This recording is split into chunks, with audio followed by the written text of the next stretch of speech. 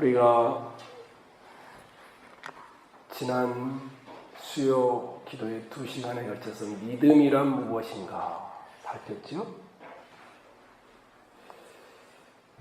믿음이 무엇인가요? 아이고, 너무 힘드시겠습니다. 아이고, 참 고생이 많습니다. 따뜻하게 하십시오. 배부르게 하십시오. 이렇게 말을 하는데 사실 입을 것과 먹을 것을 주지 않으면 그건 사랑이 무가치하다고 했죠. 그래서 그건 사랑이 아니라고 했어요. 말로만 하는 사랑은 사랑이 아니죠. 믿습니다. 주는 그리스도 살아계신 하나님의 아들임을 믿습니다. 근데 행동으로는 그 믿는 것이 드러나지 않으면 그 행동, 그 신앙 고백도 아무것도 아니라고 했죠. 죽은 믿음이라고 했죠. 똑같죠. 그래서 믿음은 뭐라고 했습니까? 행동화된 것만 믿는 것입니다. 연약함 때문에 행동화되지 않는 것을 말하는 것이 아닙니다. 믿음은 이 관념이나 철학이나 마음의 어떤 거나 감정이나 이런 게 아닙니다. 믿음은 행동으로 드러납니다. 그것만 자기가 믿고 있는 겁니다. 교회에서는 잘하는데 밖에서는 믿는 모습을 드러내지 않으면 밖의 모습이 진짜 자기 모습인 겁니다. 우리가 그런 것을 지난 시간에 나눴습니다. 오늘은 칭의에 대해서 여러분과 함께 나누려고 합니다. 여러분은 아마 무심코 읽었겠지만 마태복음 5장 48절은 굉장히 여러분과 저를 심각하게 만드는 구절입니다. 다시 한번 5장 48절을 봐보십시오.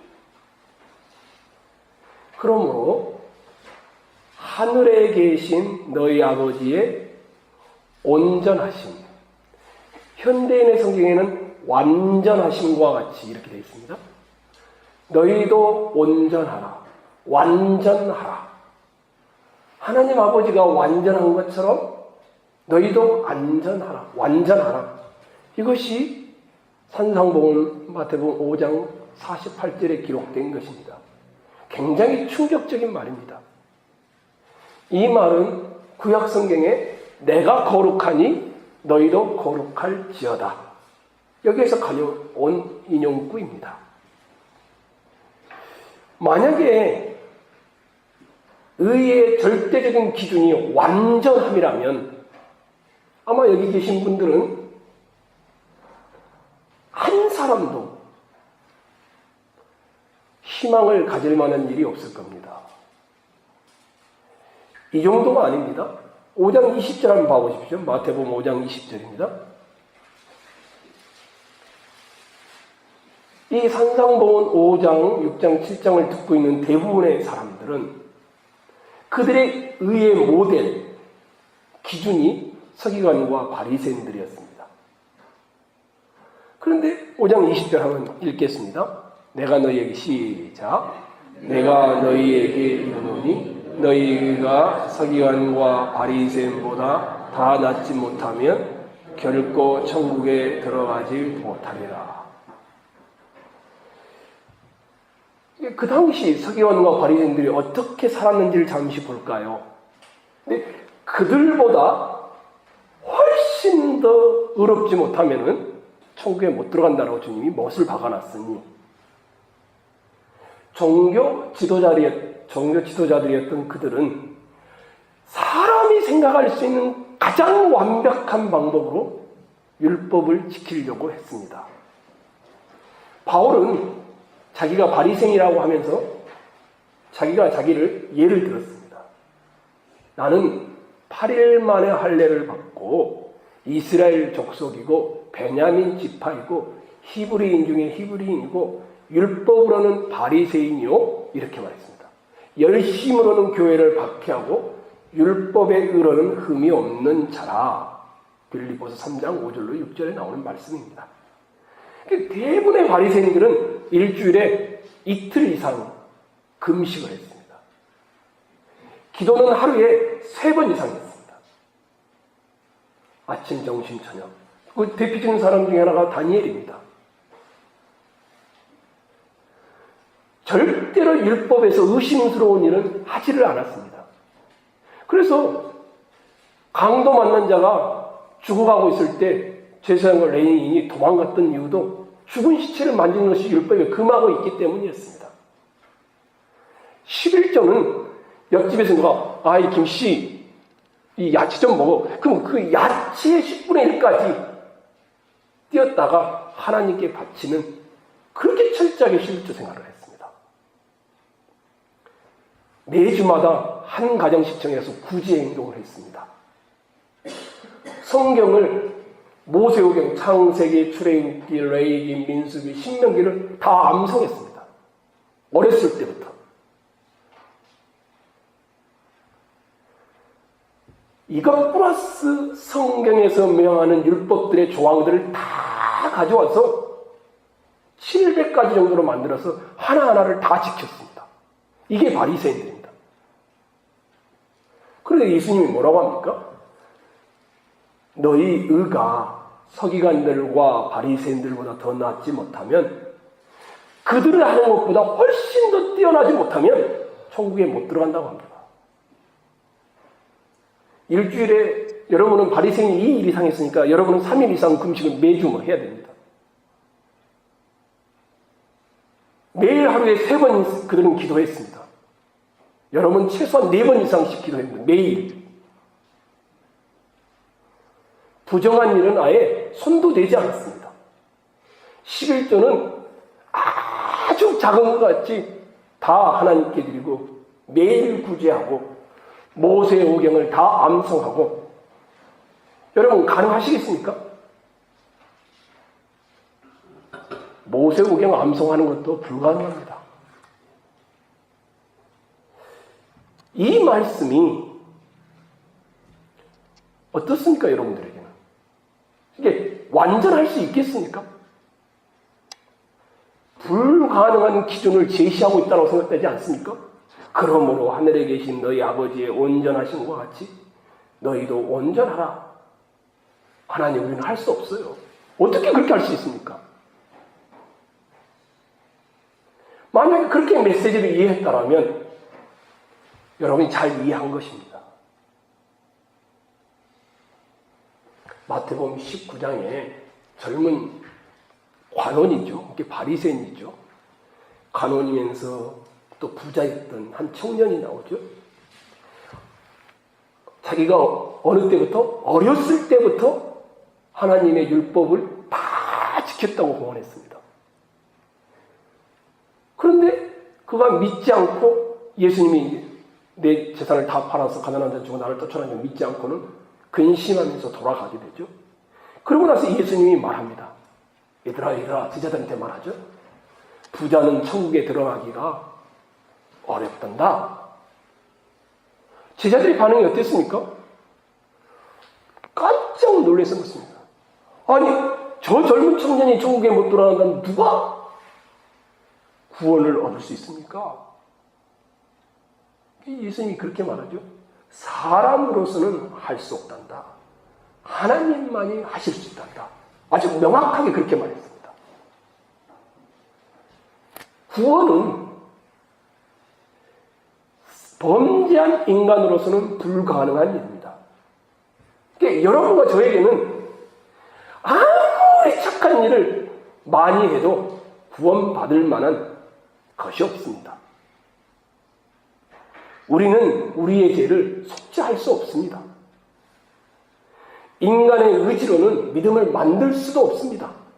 오늘 다 주했는데 방금 문 밖을 나가면 우리는 까먹지 않습니까? 하나님이 아버지의 완전하신 같이 너희도 완전하라. 여기 기준대로 하면 하나님의 기준대로 우리는 살 수 없습니다. 맞지요? 혹시 살 수 있는 분이 계신가요?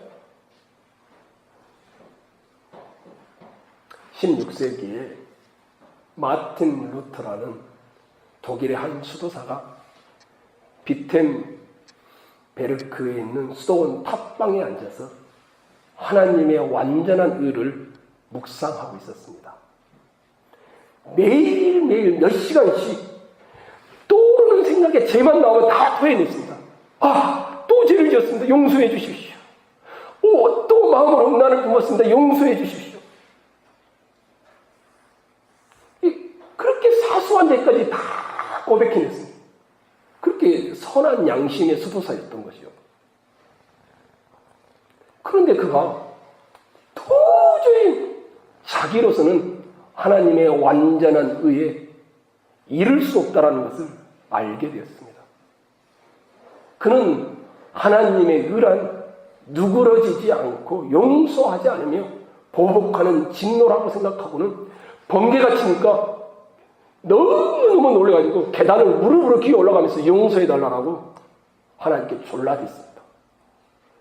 하나님의 진노에 죽을 것 같으니까.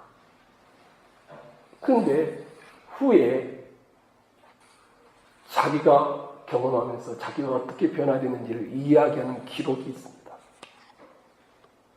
이렇게 자기가 썼습니다. 하나님의 의는 내 마음의 천둥과 같았다. 나는 복음에 하나님의 의가 나타났다고 말씀한 로마서 1장 16절의 말씀을 읽고는 바울을 너무너무 미워했다. 나는 기록된 바 오직 의인은 믿음으로 말미암아 살리라 함과 같으니라는 이 말씀을 읽고 또 읽고 또 읽고 또 읽었는데 깨닫지를 못했다. 그러던 중 성 어거스틴의 귀를 찾아본 다음에 비로소 용기를 얻었다. 하나님의 의는 진노가 아니고 하나님의 의는 하나님이 보낸 예수 그리스도 때문에 우리를 의롭게 하신다라는 자비의 의라는 것을 그때 알게 되어서 비로소 고통에서 해결책을 얻었다. 그가 이렇게 기록했습니다. 루터가 발견한 해결책은 이신칭의였습니다. 그래서 종교개혁을 일으켰고 암흑시대의 종지부를 찍었습니다. 루터가 깨달은 것은 복음에 나타난 하나님의 의는 너를 죽이는 것이 아니고 너는 희망이 없으니 예수 그리스도에게 너를 대신하여 죄를 묻겠다는 하나님의 은혜인 것을 루터가 알게 된 것이었습니다. 그래서 그는 하나님의 의 때문에 하나님 앞에 신자들이 설 수 있다라고 그때부터 고백하기 시작했습니다. 바울은 이 이신칭의 교리를 잘 설명했습니다. 어떻게 루터는 로마서가 이신칭의 논문이다라고까지 표현할 정도였습니다. 하나님은 창세기 때부터 믿음으로 말미암아 하나님의 의를 그들의 의로 여기심으로써 은혜를 그들로 구원하셨다라고 설명한다라고 바울이 설명하고 있음을 루터가 알게 된 것이었습니다. 그래서 루터가 마지막에 이렇게 말합니다. 인생의 어떤 사람도 자기의 착한 행동을 통해서는 한 사람도 구원받을 수 없다. 공로 시스템을 통해서는 구원받을 사람은 이 세상에 그 누구도 없다. 우리의 첫 조상 타락한 이래로 구원은 오직 하나님의 은혜에 의해서만 가능하다. 루터가 고백한 내용입니다. 칭의란 오늘 여러분과 나눌 거잖아요. 무엇인가? 예수님은 한 번도 칭이란 말을 사용한 적이 없습니다. 그런데 예수님이 전한 메시지는 다 이 칭의를 바탕으로 하고 있습니다. 누가복음 18장 9절 이하를 여러분이 읽으셨죠? 누가 나옵니까? 바리새인이 나오죠. 바리새인은 어떤 사람입니까? 자기를 9절 한번 봐보십시오. 누가복음 19장.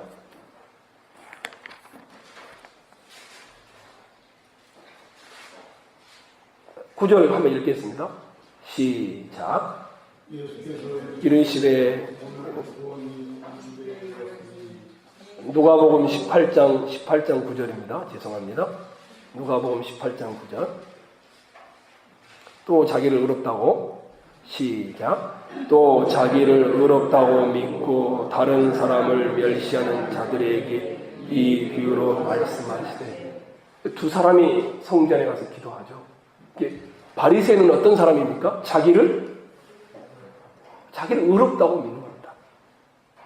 그래서 기도할 때 자기가 도덕적으로 착한 일을 했던 것을 쫙 나열합니다. 그렇죠? 근데 또 한 사람이 나오죠. 세리가 나옵니다. 고개를 들지도 못하고 숙이고는 성전 문턱에서 기도하죠. 뭐라고 기도합니까? 가슴을 치면서 하나님이여 불쌍히 여기소서 나는 죄인이었습니다. 이렇게 기도가 끝나죠. 그런데 예수님이 이렇게 마지막 14절 결론을 맺죠. 같이 14절 읽겠습니다. 시작.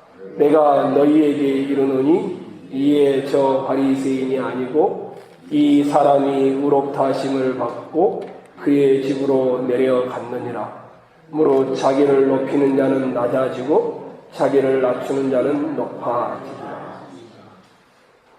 여러분이 바리새인이라고 생각해 보십시오. 이 말씀을 들었으면 어떻게 할까요? 아니, 저 못된 세리는 하나님의 의롭다고 여기고 이렇게 깨끗하게 살고 있는 바리새인은 하나님이 의롭다고 여기지 않게 됩니다. 아마 경약을 금치 못했을 겁니다. 여러분이 읽었던 누가복음 18장 9절로 14절은 증인은 즉각적입니다. 의롭다 하심을 받고 그의 집으로 내려갔습니다. 세리는 시간 간격이 없습니다. 그가 의식을 했다든지, 세례를 받았다든지, 고백을 했다든지, 성찬을 했다든지, 속죄 행위를 했다든지 그런 게 나오지 않습니다. 하나님 보시기에 온전해지려는 어떤 공로가 들어있지 않습니다. 모든 것이 이미 그를 위해 이루어져 있습니다. 그는 그 자리에서 믿음으로 의롭다 하심을 받습니다. 주님은 세리가 의롭다함을 받은 사실만 말씀하고 있습니다. 칭의의 신학을 설명하지 않습니다. 그렇지만 이 비유는 이신칭의를 가장 잘 보여주는 비유가 되겠습니다. 칭의는 뭘까?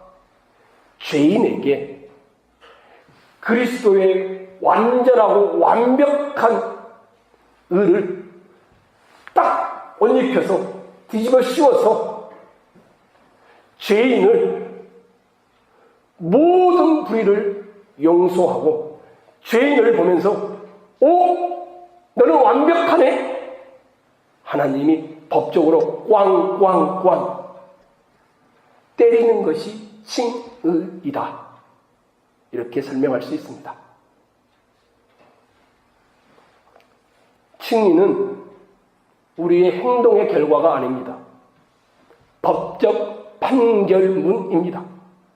하나님 앞에선 한 사람의 신분이 즉각적으로 변화되는 것을 가리키는 것이지, 착한 일을 많이 하니까 나중에 너는 구원받았네?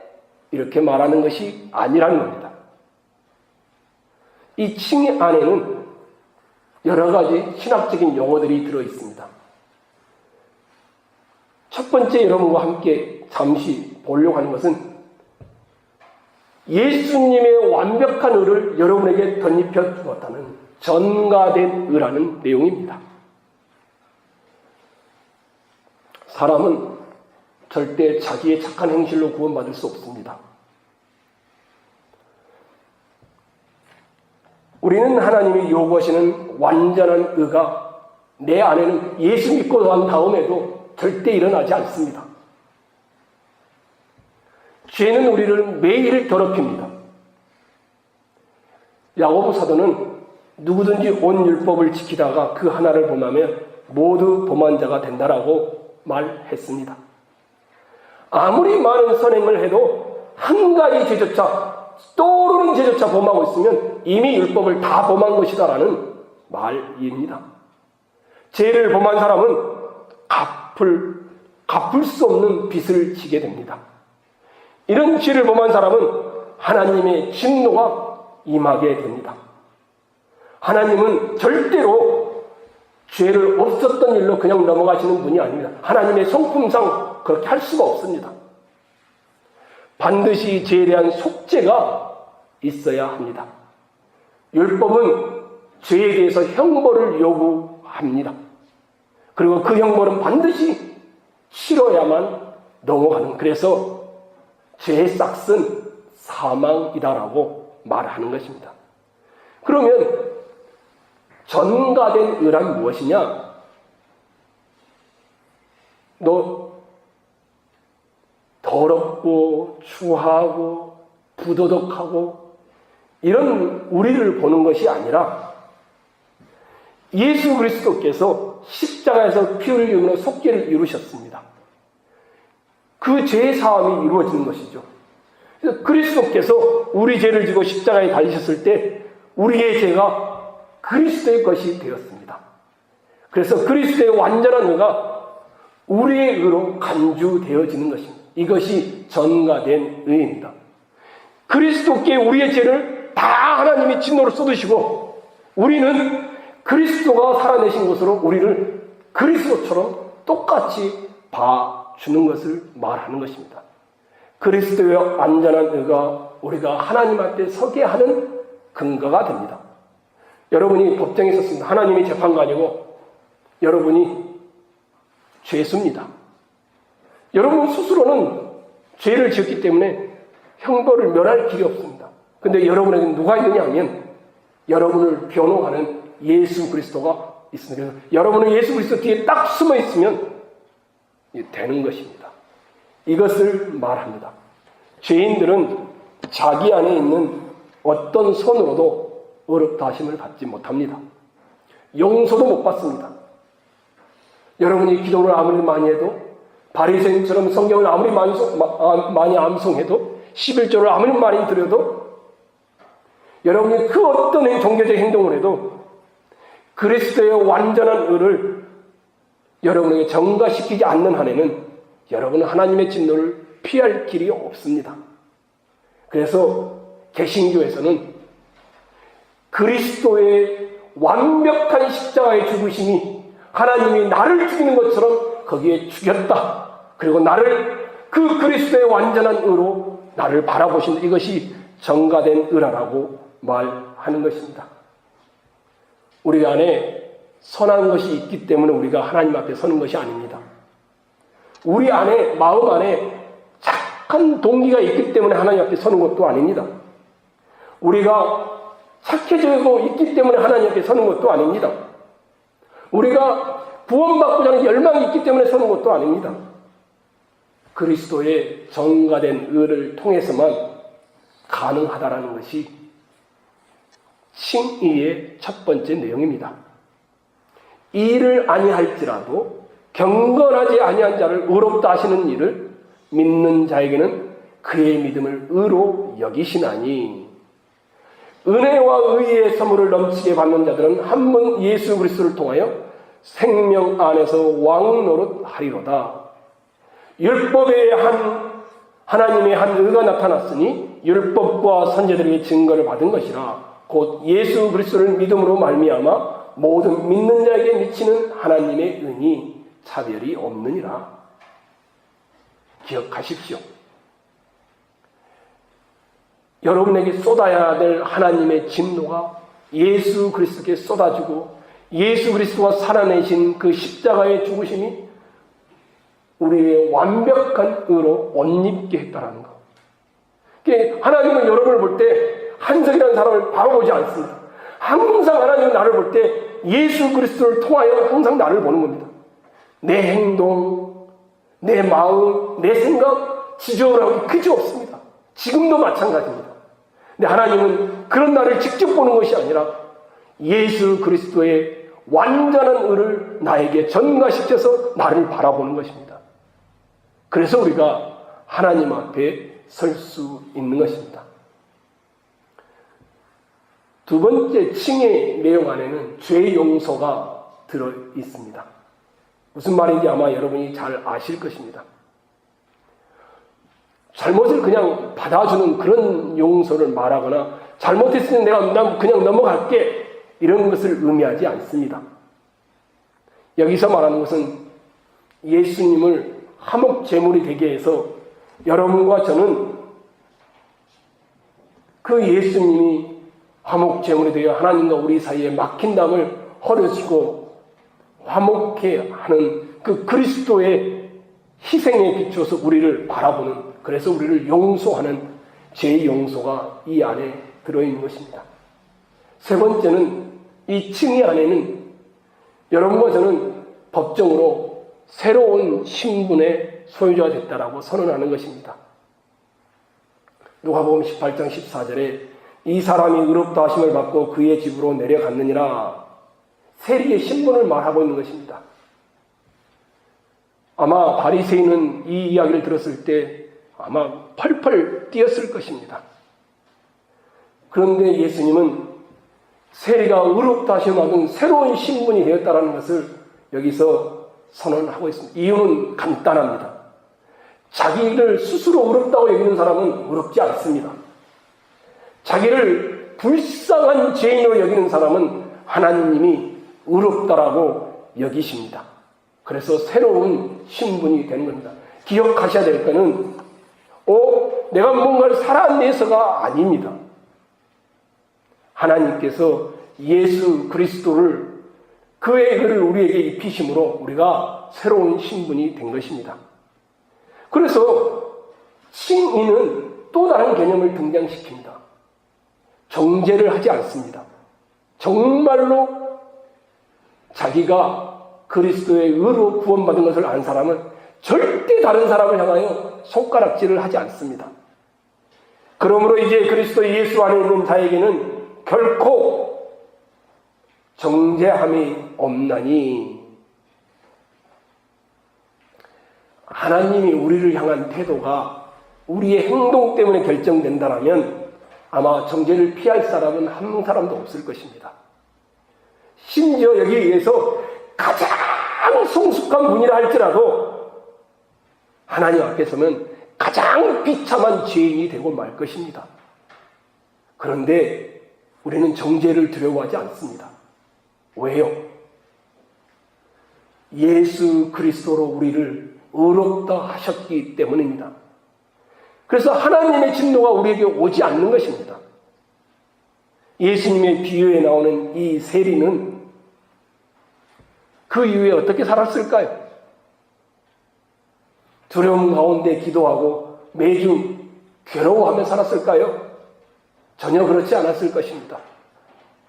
이미 살펴보았던 마태와 삭개오처럼 이 사람도 칭의가 죄에 대한 책임에서 벗어난 유일한 길임을 알고 발견했을 것입니다. 그래서 하나님의 은혜에 연속되는 삶을 살고자 몸부림치지 않았겠습니까?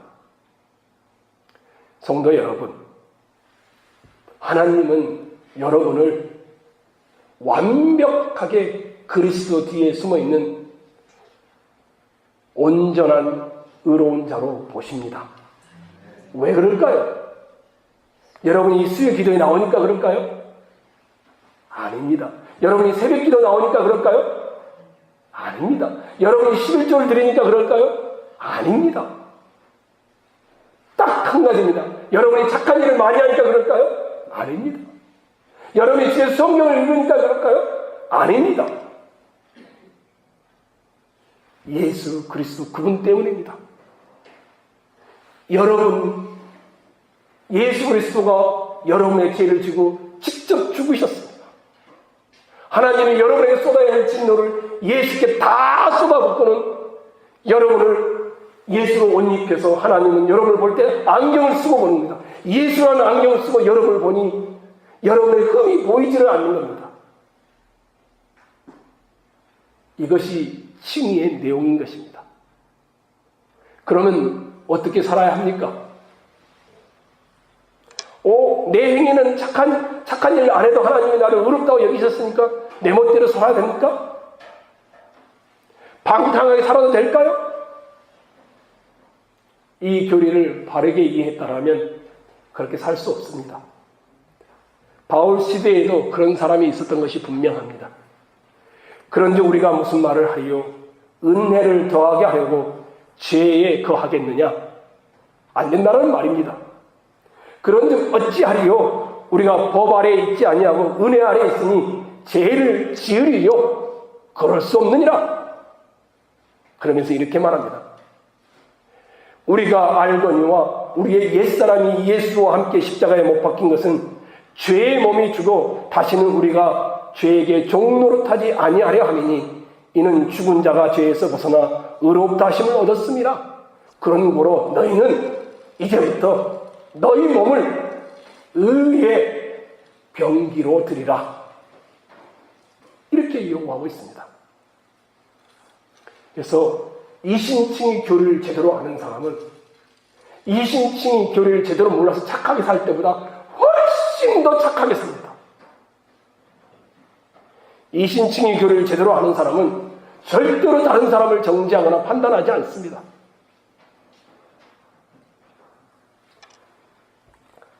하나님의 역사는 칭의에서 멈추거나 칭의로 끝나지도 않습니다.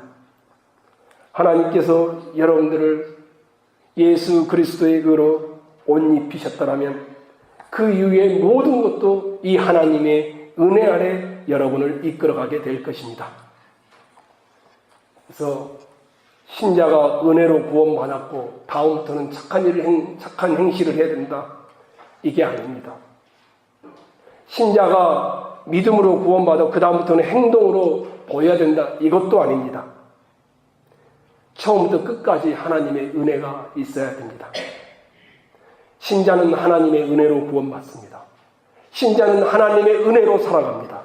신자는 하나님의 은혜로 성화되어 갑니다.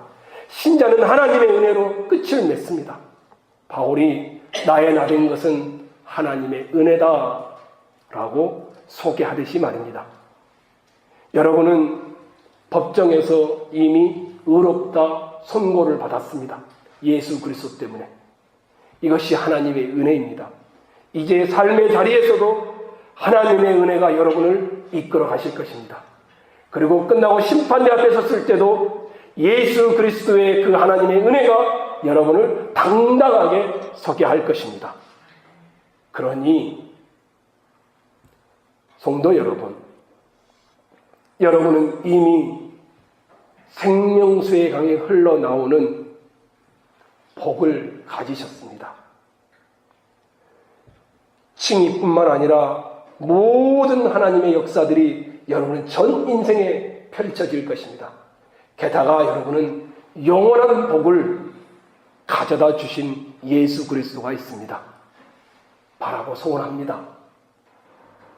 신자답게 사시되 당당하게 사십시오.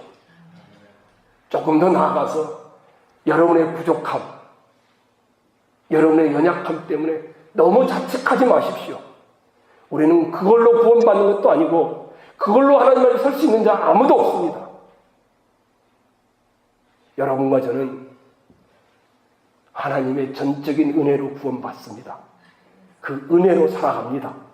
그 은혜로 끝낼 것입니다. 그 은혜로 하나님 앞에 설 것입니다.